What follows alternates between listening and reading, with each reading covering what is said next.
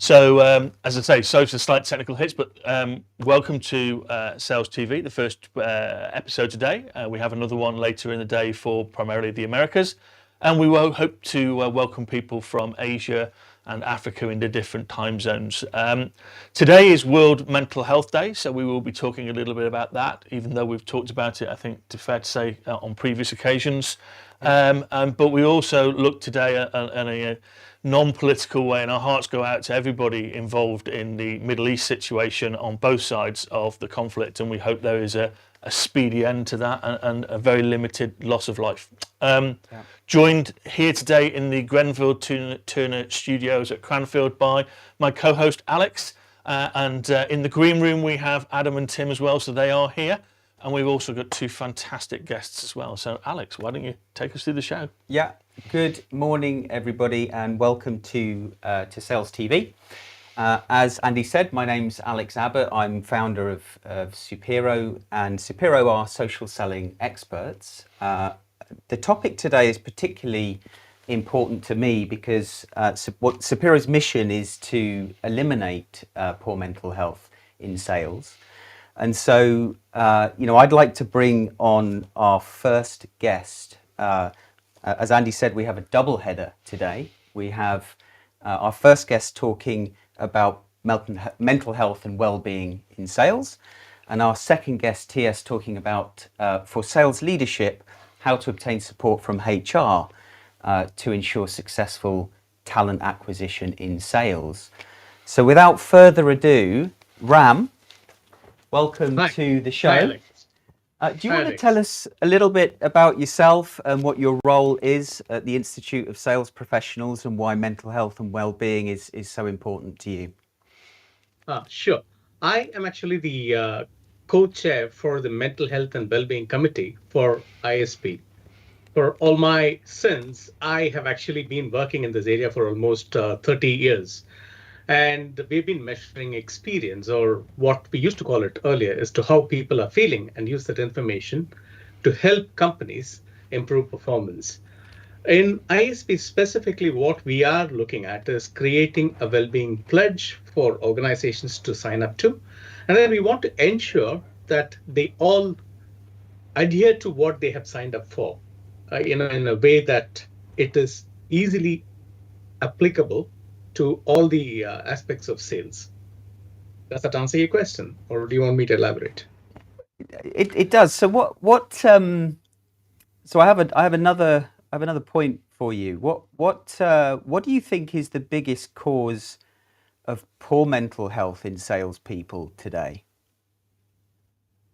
See, I mean, if you really look at it, every organization has got, that I've spoken or seen, has got a well-being pledge or a statement. But when it comes to implementation, although the heart is in the right place, life takes a step aside and work kicks in. So they are actually expected to stretch beyond what they are capable of. And that is actually impacting salespeople in a significant way. I mean, we all go on roller coasters because we like the adrenaline once a while. But sales as a profession has always got this highs and lows. And you're always experiencing this when you win a deal or lose a deal. And to add to that complexity, when we have unrealistic expectations that are being set, plus the individuals also set their own barriers. They are afraid to ask help. So as a result, if you look at it, more than 65% of salespeople are actually experiencing some form of mental health challenges, which is not, something that you would see.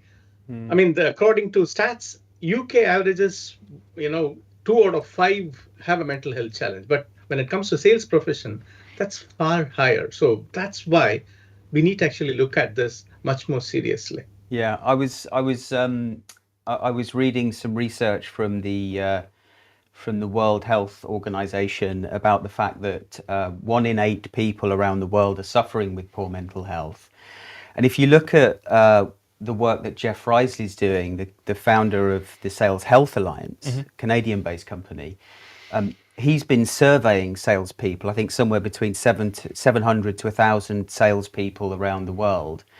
And he's found that 4 out of 5 salespeople are suffering with high levels of stress, and 3 in 5 salespeople are suffering with poor mental health, as self-diagnosed, which I think is astonishing, and hopefully that gives you some data there, Ram. What are your thoughts in terms of whether this is down to the individual and the pressure they're putting on themselves to perform versus the organization?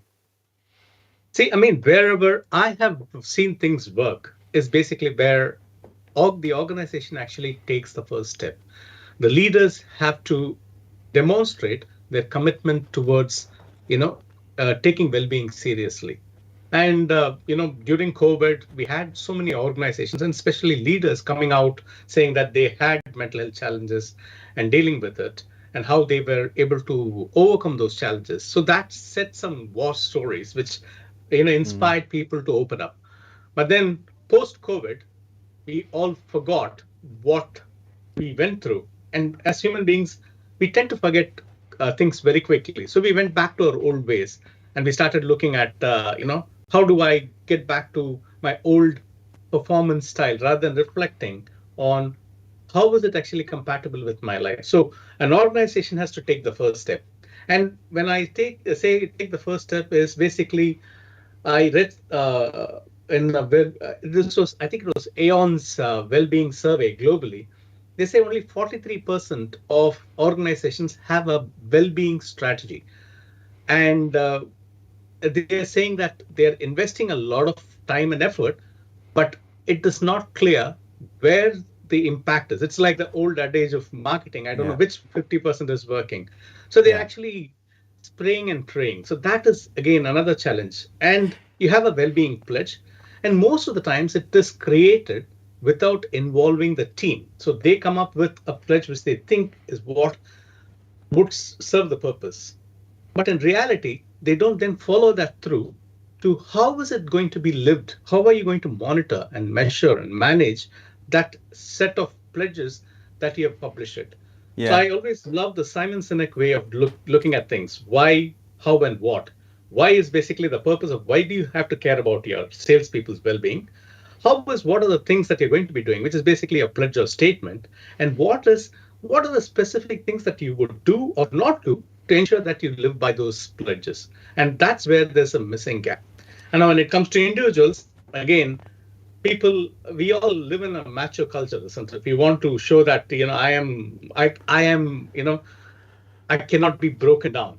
So that basically has got to change. I And I think think it's what's great about that, Ram, is what you're hitting there is the same problem with these compliance issues that you have with health issues that you have with compliance. There's a lot of companies that have a compliance statement, but it doesn't mean anything because most people can't actually find it on a website, and even if they found it, there's some level of skepticism about do they actually live it, unless the frontline employee knows how to live the compliance and converts it into actions and behaviours in front of the customer. It doesn't work, and I think that's where Ram's driving with Dr. Childs and the committee there is how do we actually make this live for people, and how does it actually translate into employers doing something for salespeople? Yeah, because there's a big difference here. Is most people are stressed, and we've talked about today the issues that are going on. And there's a really interesting paper that's called Can't Leave It Behind. And it basically unpacks in terms of sales stress and burnout. The problem is that before you even get in the car or you get on the train, you've got all of these financial stresses, health stresses, other stresses that are there. And then we take salespeople and force them through a whole bunch more. So it gets magnified. Yeah. Whereas in other kind of professions, it's not as much, and the coping strategies for salespeople are probably not developed and brought through. Yeah, I think it feels like what you're saying, Ram, what you're saying, Andy, it feels like it's having a well-being initiative is it's like putting a Band-Aid on a broken leg. It's okay, so you're trying to do something that's right, but without fully diagnosing the problem that is in front of salespeople today, which is they're being put under pressure to do activities that are no longer working like they once did before COVID, as you were saying, Ram. Absolutely, absolutely. And sales is the only profession where you start worrying about your profession outside work also. And that adds to a lot of stress because you're not hitting targets, which then goes back to what Andy was saying. Then you start worrying about what if, and you start playing these what if scenarios in your head. So what if that happens? Then you can't probably pay your mortgage, which means you lose your house. So that becomes a security issue, financial issue keeps in. So when companies are talking about a well-being pledge or a well-being statement, they just look at work as a solid entity. But what they miss out is before the person starts the car, like Andy said, they have other challenges. And my colleague always says you have to disengage salespeople from their life problems to engage them at work. If you don't have that balance, then it becomes a difficult thing. And we used to talk about work life balance always. Now, during COVID, it became life work balance because we couldn't go out. So we started managing our work around our lives in front of the computer with our kids running behind or the occasional cat jumping on the screen. Mm. Now, post COVID, we need to start looking at should we go back to work life balance or a balance of life and work? And that's the challenge that companies have not thought through. And they all got onto the bandwagon and started investing a lot of money on well-being initiatives because everyone is doing it and it was seen as the right thing to do. And don't get me wrong, it was the right thing to do at that point in time. But now when I go back and talk to companies, when I ask them, okay, you've invested so much of money in it, how has it impacted your performance? Because your absenteeism is not, sick days has gone up or it's the same. Your people are engaged, customers are complaining. So what impact has your well-being investment or well-being statement or pledge had on people? They can't. And the funny thing is, only a third of money that is actually invested by the organizations then is actually used by employees. There are various reasons behind that. So that's one of the reasons we thought, you know what, for companies to actually live this and breathe this and ensure that they care about well-being, they need to actually look at a professional body to come up with a pledge which they can sign up to.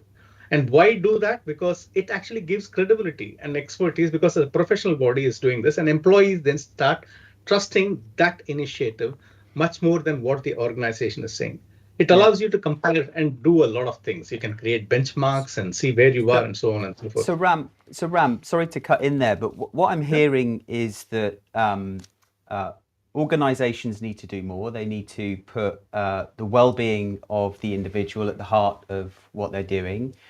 The organization needs to think about the work-life balance and how ensuring that salespeople have hobbies and extracurricular activities outside of work that help them re-energize and refill their cup.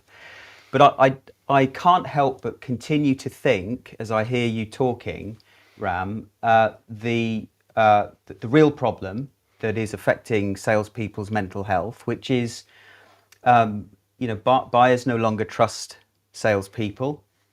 Depending on which research you read, I think Gartner talked about 72% of buyers wanting a rep-free sales experience because they no longer trust vendors or salespeople.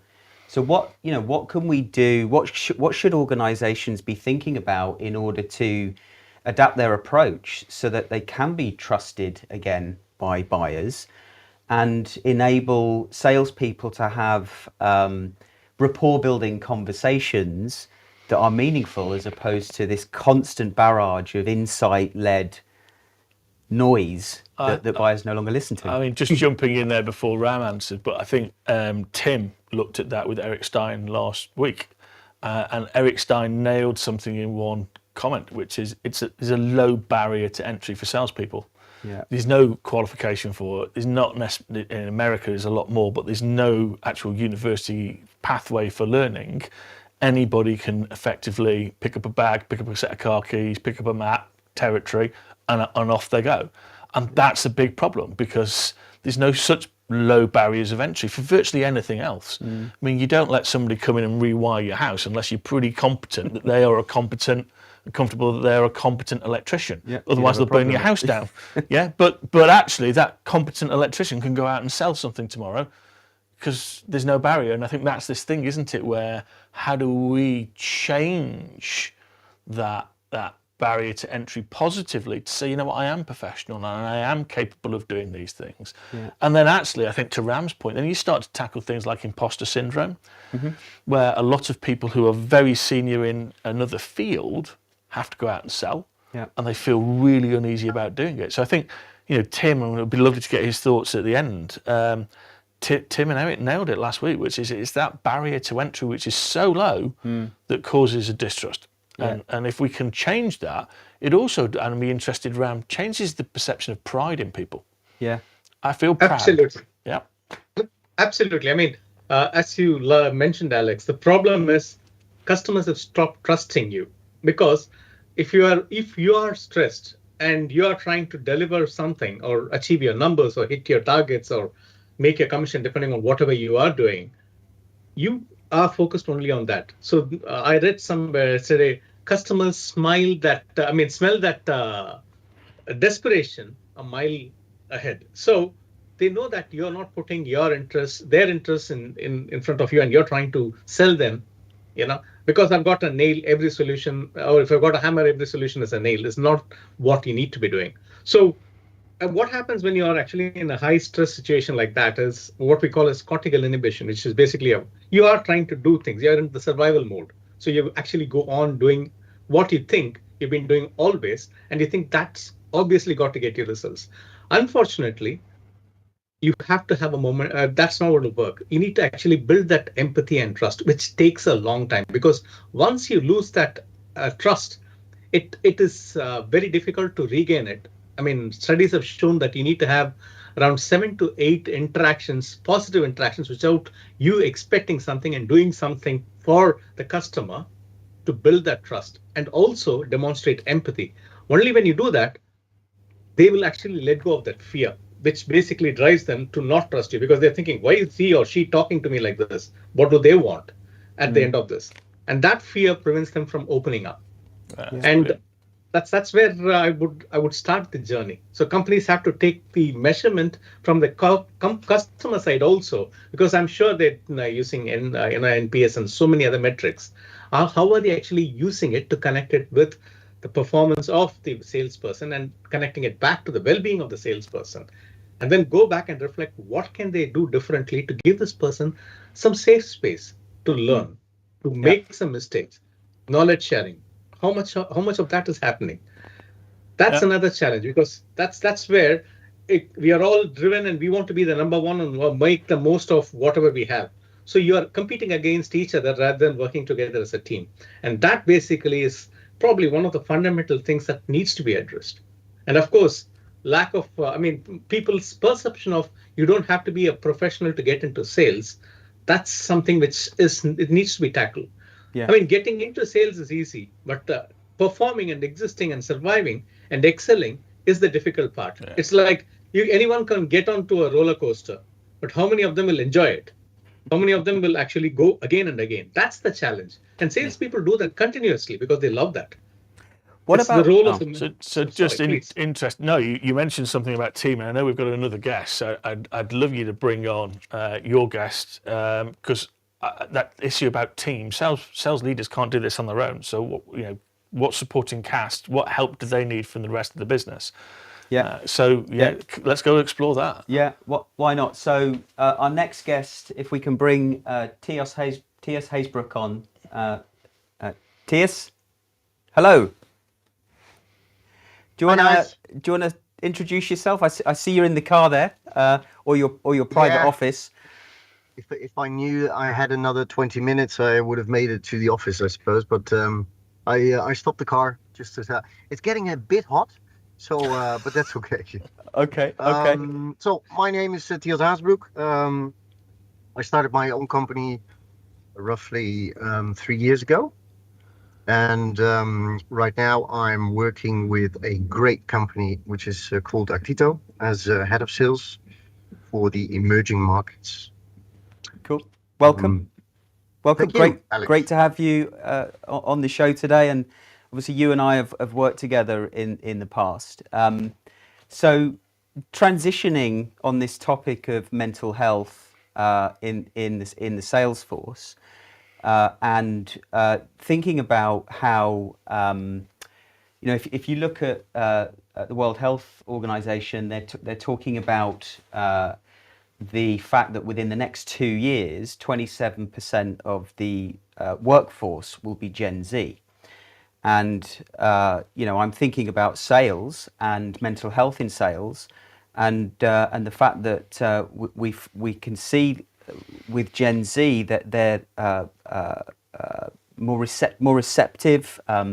They seem to be struggling, certainly in a sales role, with regards to high levels of stress and mental health in sales. Tias, do you have a view on the age of the sales force in the coming years and the effects that mental health might be having on them versus perhaps more senior, seasoned salespeople that have had an opportunity to build up that resilience in their belief system?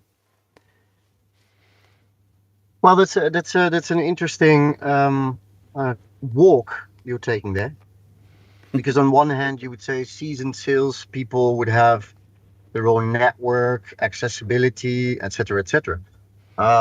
So a form of resilience, perhaps. However, what we see in the market right now is that buying behavior of companies, of individuals, consumers is changing. And I wonder whether seasoned sales will still be as effective over time versus the young, the young generation. And in regards to pressure, mental health, so to speak, and the effects of I would say company pressure that you put on results. I see that the younger generations are acting slightly different with that pressure. And I think that also has to do with the fact that we are moving, and we have been moving, especially in the turf that we've been active, Alex, in diversifying the sales process versus the old way. Mm-hmm. So you have a specialty, a singular point of entry, a specific task. Even though that it becomes more and more complex, pipe, as you know, is more difficult to get than ever before. But I do feel that the younger generation, and I'm reading Generation Z and beyond, I would say, is far more, I would almost call it, relaxed about it. That's what I see. And then you have the middle layer, so that's us, a little bit younger than us, perhaps. And that's where I see difficulties arise. And that has to do with performance on one hand, difficulty building pipe, pressure on the sales, what do you do? And we have the tendency as management to start micromanaging as soon as the pipe dries up. And so actually we're doing the wrong type of things. Whereas you're starting to ask of the sales to do other things than what would potentially generate business. So it's an interesting walk you're taking there, because coming back to the initial question, I would say that the younger generation is more or potentially more resilient because they have a different opinion and approach in regards to life and work balance. And the middle age, especially, having kids, marriage, all the stuff that comes with it. I see that they have more difficulties in adapting to what I would say a new way of doing sales. Yeah, because what they did before. So you're talking about the middle generation, what they did before that once worked that no longer works today, and having to adapt. Well, that's what we see today, right? Yeah. That's exactly what we see today. Yeah, let's bring Ram back on, because I'd love to get Ram's take on that point, Ram, in terms of in terms of the workforce, the sales force getting younger, and what organisations should be thinking about in relation to that, and those individuals, having very different kind of mental strength or resilience, let's say, compared to their more experienced counterparts.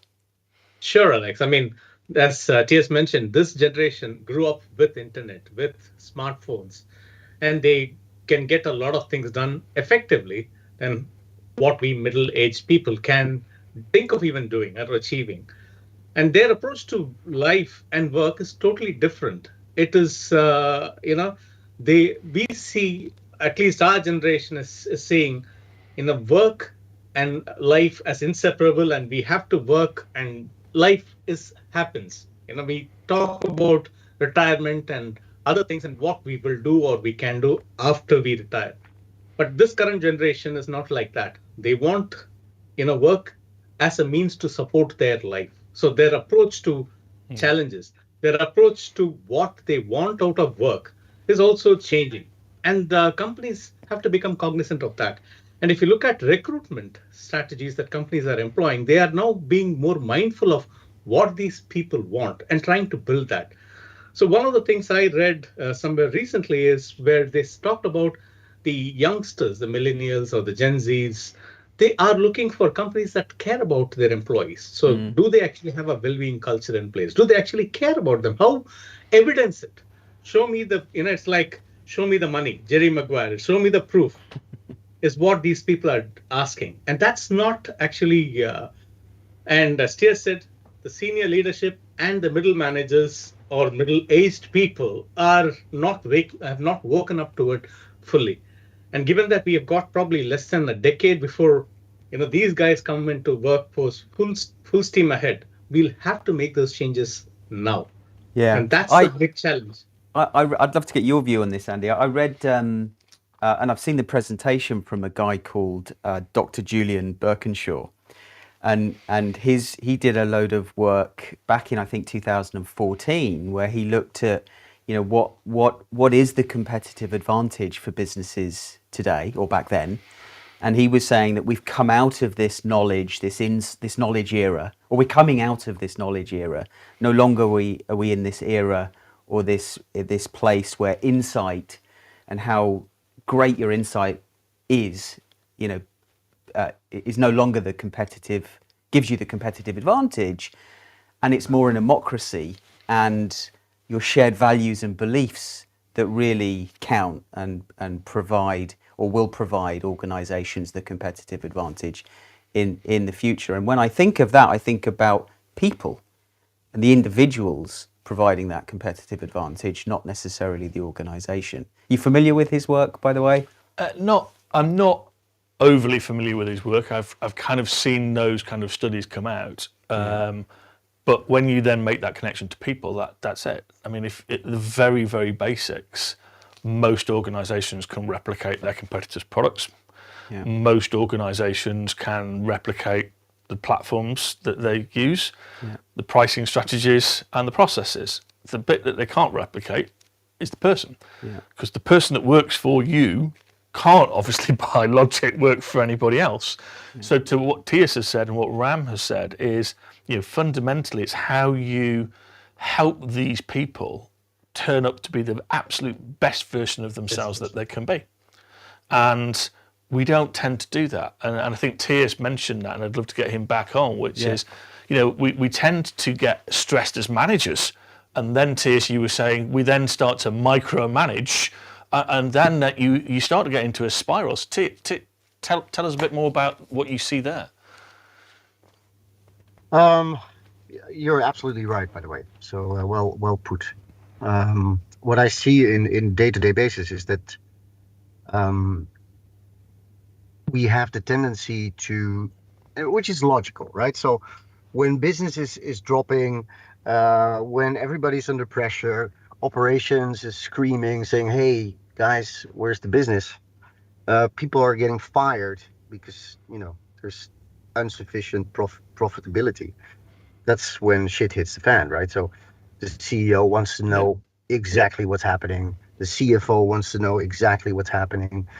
So we have, and they drop that basically in the middle management, if there is a middle management. And by the way, guys, I'm Dutch, so I'm not a native speaker, so I do apologize. I hope we can And bleep it correct out. me, correct. Huh. But inevitably, it's exactly what you're saying. So at the cross point of trying to understand the business, we're lacking, and I heard Ram saying that as well. We're losing the trust in our people because we're starting to get to the bottom of everything they're doing on a day-to-day basis, and basically we're making reporters out of them, Yeah, and it you takes talked about this. such a Yeah. load out of their day, whereas they could have been spending their time obviously with customers. And that, I think, it has everything to do with the middle management not Yeah. pushing back, because in all fairness, I used to be a middle manager in the big red, and I've heard that, and I know a couple of you have operated in that same space, Yep. and I made the same mistakes there. Yeah. But When yeah, how, go ahead. how confident do you feel about pushing back, especially when you talk about the risk of being fired, as you say? That's true. Well, then luckily there's more jobs than, and especially in these times. No, but seriously, they you have to think of this. So you've made your miles, you've got the experience under your belt. Rely on that, trust that, and the guys that hired you have hired you for a specific job, and that is to manage these people, to exactly what was said earlier, to make them achieve or become the best version of themselves. So whenever there's from the top line, from the top down, there is the pressure of starting to report on things that really don't matter, and will not help the business, then I think by all means, if you lack the experience, like I used to have in the big red, then you have the tendency to, move that pressure down the line and further on the people. Whereas today, I would say, look, guys, this seriously not going to help. And if they would fire me, then I think, that's not the company I want to work for. Yeah. So look, I know, Tias, you're not a mental health expert. You're a very experienced sales leader. So I very much appreciate you getting involved in this important conversation. But I can't help but think, as sales leaders, we have a responsibility, a duty of care to our people, our teams, and their mental health, their well-being. And so, when does that start? Do we consider people's mental health, salespeople's mental health in the hiring process, for example?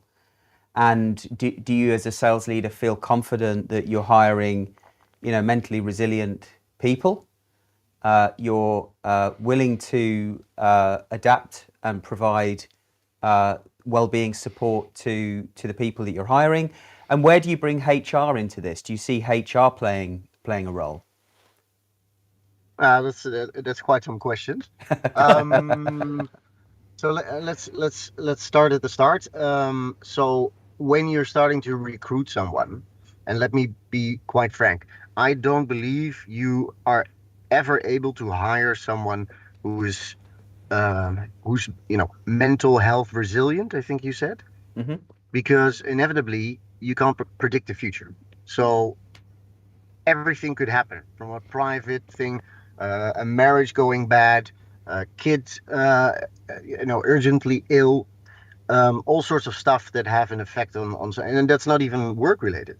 And then there's work, and there's a combination, right? So you're trying to shape a team, and we touched on this earlier, I think, on inclusion, right? Everybody, trying to shape a team which is complementary to one another.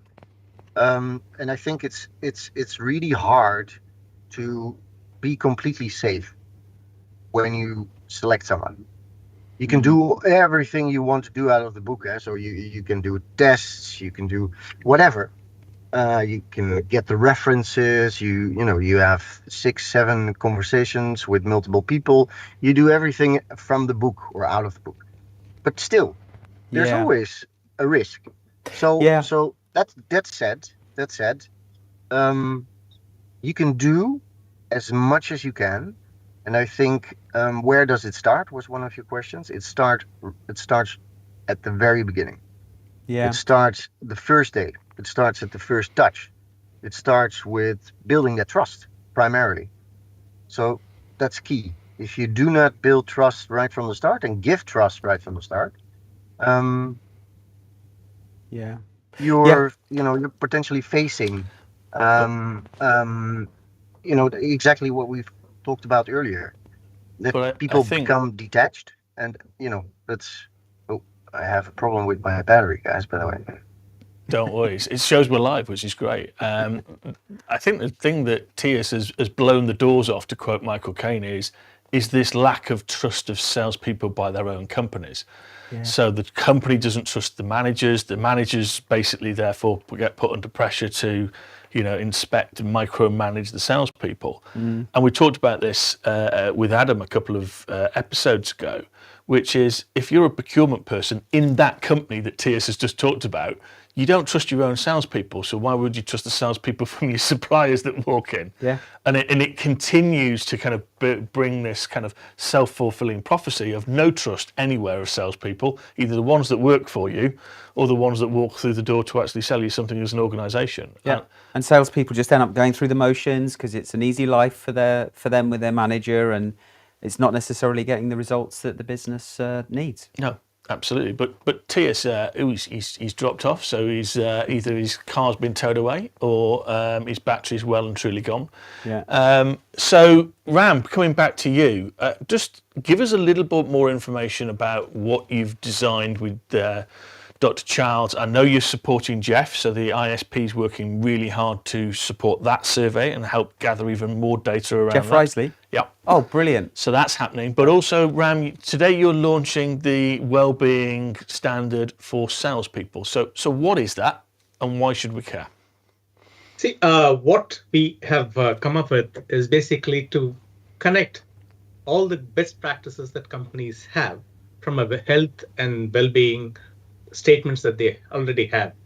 What we're then trying to look at is there are 3 components to it. One is basically what can the leaders do to ensure that there is a proper well-being plan that is implemented. Then what is the role of the culture, the supporting act, which is the HR, and the role of well-being champion. So we are looking at that. And the third element is actually concerning the sales person. So how can they ensure that their well-being is actually met and they actually don't have any issues when it comes to tackling their own personal demons outside work and perform effectively. So what we have done is we have brought in all the best practices that we've seen from others and created some sort of a guiding document. But what we want to do before we haven't launched it officially, Andy, what we are doing now is basically we are reaching out to companies who are members of ISP to actually walk them through this, get their views. Because one of the things that I said earlier is no one is involved. A standard is just thrust upon people. So we don't want to do the same thing. So we want to actually get the companies involved to look at the various aspects that we are talking about and what is it that is good in their organizations, and then build it as part of the charter. And like, to make it simple, like I'll probably use the analogy of a law. If we all know that the purpose of going back to what Simon Sinek says, why, how, and what. Why do we have traffic laws? Because to ensure we want to ensure everyone is safe on the road. And how do we do that? By having certain rules and regulations, which is don't jump the traffic light, don't drive beyond 30 or 20 or whatever. And what happens if you do that? You get penalized, 3 points on the license or a driving course or whatever. So we are trying to adopt a similar approach to creating the well-being standard. We're trying to get to people to understand the why, and the how and the what will be designed with the help of the participant companies.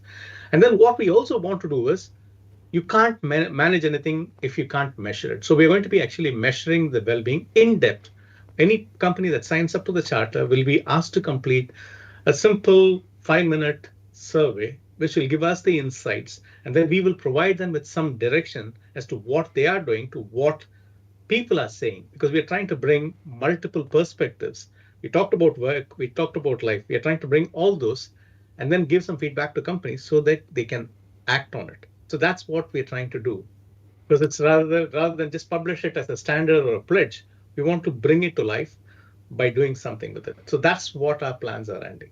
That's brilliant to hear, and I know we've got Tias back, so it'd be nice with just like 4.5 minutes to go to cut back to Tias and ask him about his role or his view. What's the role of senior leadership in making this work, and how did you as a senior leader work with HR to bring it all to life, Tias?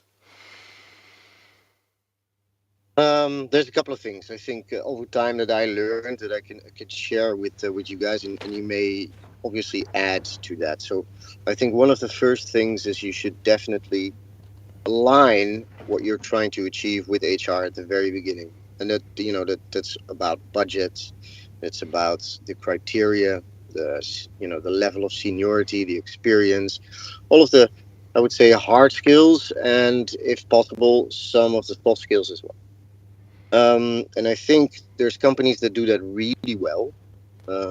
In particular, I would say the SaaS companies, the startups, the incredible what they achieve sometimes in the hiring process. In a week, a candidate has spoken with C-level all down to operation and the team he's going to work with. And then finishing up with HR, and everything is ready. Everything is done. There's, the bandwidth in regards to negotiations on salary, the package, the whole thing. And then, of course, there's this interesting gap or thing you've just mentioned, which is that mental health, and apart from that inclusion. Whereas in the hiring process, so at the very beginning, I think these things are, in my general opinion, underlighted. Is that the right word? Yeah, it's good. That'll do. Yeah. We could learn a lot there. We could do really something more, especially when you're talking about inclusion. It's an element that I think is most of the time missing in the hiring process. Mental health state. How does he or she operate in the team? Am I creating mini-me's, which is, the biggest mistake you make at the very beginning, to how do I make this team work and be complementary to one another? Now, I have a question on that matter, if I may. Absolutely. So, inclusion, right? Inclusion, mental health, and I think organizations that do that or try to achieve that, I think is a really good beginning. But what I see, and I wonder what your opinion is there, is that most of the organizations are unable to facilitate and capitalize on an all-inclusion hiring process, because the processes, the structure, especially in sales, they're rigid, right? So you have one person having what do you call it? A vertical media, or publisher media, someone else's finance, quite isolated. And then there's this remuneration, bonus plans, and stuff like that. How do you make that work? Because it's a really good question. You got about 20 seconds to answer it. I think you've got to be authentic in it, ultimately, and you've got to break the mold to answer that. And what I'd like to do, TS, is take this and do a little video to kind of actually answer that for you, because we are literally at 39 seconds left. So, but I think actually you've got to break the mold, because people actually looking at hiring in their own image. You just said mini-me's. Actually, no, cast the net wide. Take a chance, and actually next week we're going to be having Dr. Rebecca on to talk about actually neurodiversity and some really good examples where actually companies have said we're going to be biased in the opposite direction and look at what that talent has brought us. So I want to say thank you, Tias, to Yeah. you. It's been brilliant, and I can't wait to actually unpack that a little bit more before our next episode. And Ram, brilliant work that you're doing. Yeah. Thanks to the studio team here. Really good set of conversations today, and I look forward to expanding on those for World Health Day as we go forward. Yeah, thank you for celebrating that with us today. Go grab a cup of tea and have a chat with a friend or colleague. Take care, guys. Thank you. We will. Thank you. Bye bye.